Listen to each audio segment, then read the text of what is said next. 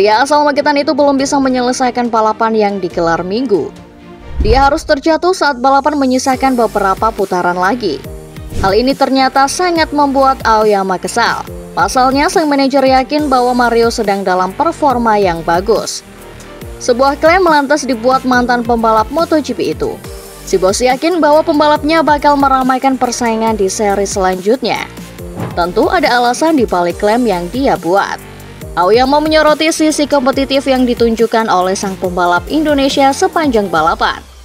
Menurut Aoyama, Mario bisa menjaga race pace dengan baik, bahkan bisa mengejar pembalap di depan dan memangkas jarak dari pembalap pada zona poin. Rasa kesal yang sama juga dirasakan oleh Mario.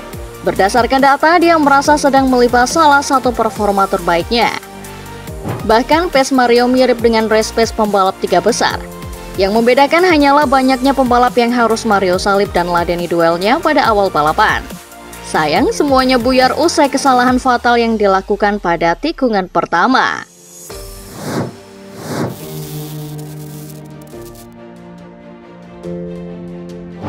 Morbidelli menyedot perhatian pada akhir pekan lalu lewat penampilan mengejutkannya di MotoGP Jerman 2024. Tetapi kata mengejutkan di sini bermakna dua hal. Yang pertama, karena memang dia benar-benar tampil mengejutkan saat sempat menyusul ketiga besar. Morbidelli sempat merangsek ke posisi kedua, menyalip Francesco Bagnaia, Miguel Oliveira, dan berada tepat di belakang Jorge Martin. Pemandangan tersebut juga sempat membuat Gino Borse selaku manajer tim Pramac menahan senyum sumringahnya sebelum berakhir pilu gara-gara crash Martin di lap ke-29. Itu adalah performa yang menjanjikan dari Morbidelli. Agresivitasnya seolah kembali setelah cukup lama sering terlihat kesulitan, terutama dalam adaptasinya di atas Desmos edisi GP Ducati. Morbidelli memang mengaku merasa sangat baik saat itu.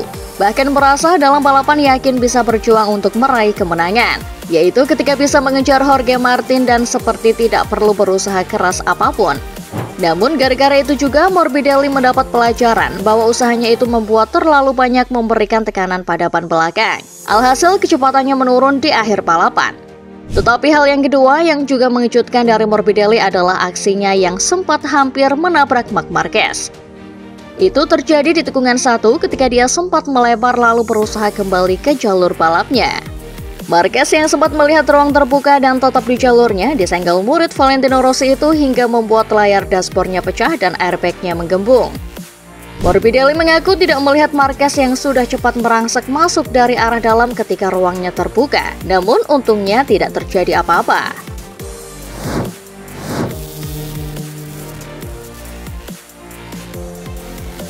Kegagalan memenangi balapan seri ke-9 MotoGP 2024 masih sangat membekas bagi Jorge Martin sendiri. Menjalani 27 dari 30 putaran di posisi terdepan, Martin tiba-tiba terjatuh sendiri.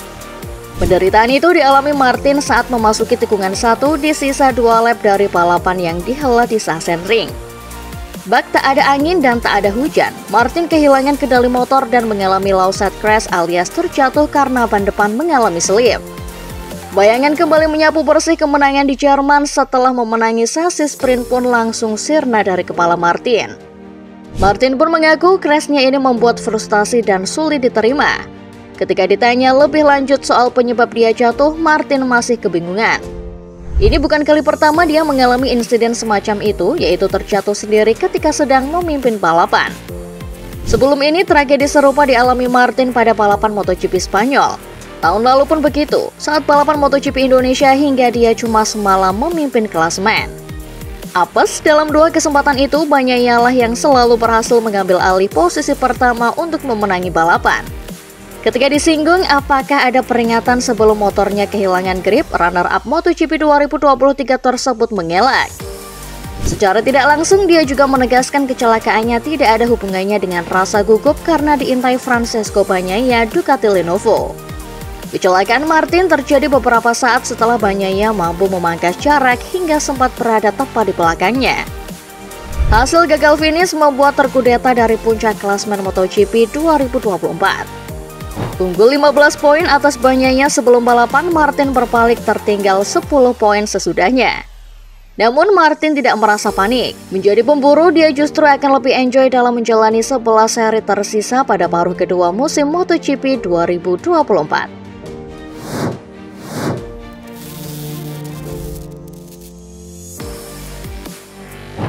Start kelima, Alex naik ke posisi 4 pada lap pembuka, tetapi sempat tersalip oleh Franco Morbidelli.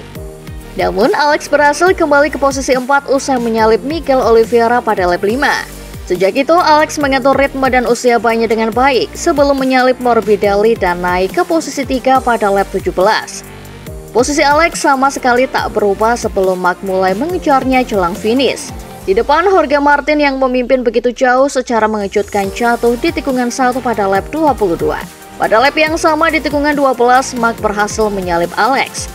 Pecco Bagnaia pun menang sementara Marc dan Alex finish kedua dan ketiga. Lewat MotoGP.com, Alex mengaku sempat kuku bukan main ketika dikejar oleh kakaknya. Apalagi ia juga sempat cemas bakal disusul oleh Morbidelli dan Enea Bastianini yang berduel sengit memperebutkan posisi keempat.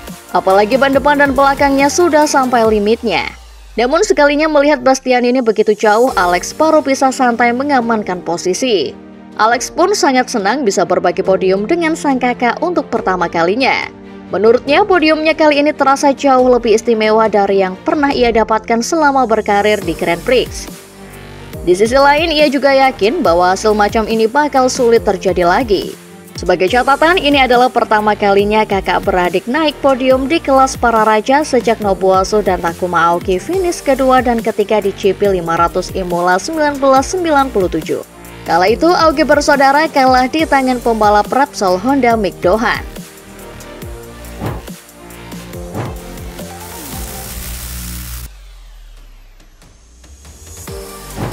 Gelaran MotoGP 2024 menjadi sangat menarik.